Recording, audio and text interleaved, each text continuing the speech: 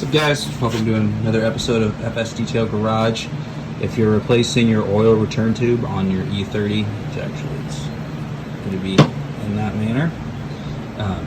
Goes up into the bottom of the intake down there. We've replaced the gasket in there because we've also done the head gasket on this, so if you want to check out my head gasket video, check that out as well. But we have just zip tied the spring. There's a special tool for this, but you do not need it. Just take thin zip ties, and then you're going to slide this guy in there. It's going to fit pretty tight, to be honest with you. Just going to jam it down in there. And then effectively you're going to have it on here. This is going to slide all the way down to here. Again, it's going to be a little difficult because it's kind of tight. So it's going to be kind of hard with two hands. So I'm going to cut the camera, I'm going to shove this on here, and then I'm going to show you how you're going to then install it down here with the intake manifold. Okay, so now we're back. You can see we have the spring all the way up against there. We're going to take just a little bit of oil here and put it onto our finger so that we can get just a little bit of oil on the actual,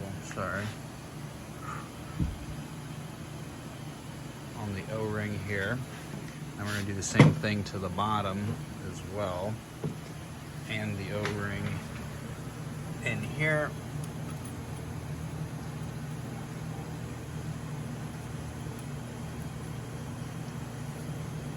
Just make sure it's seated in there nicely.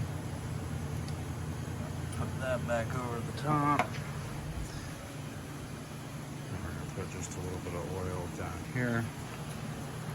Now, you should be able to just slide this tube down into place.